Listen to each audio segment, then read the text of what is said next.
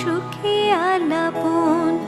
হেন কালে বীণা নিয়ে আসি মুনিবর, নারায়ণের সাক্ষাতে কহিল বিস্তর। তারপরে কর জোরে করিয়া প্রণতি, কহিল নারদ মুনি নারায়ণী প্রতি।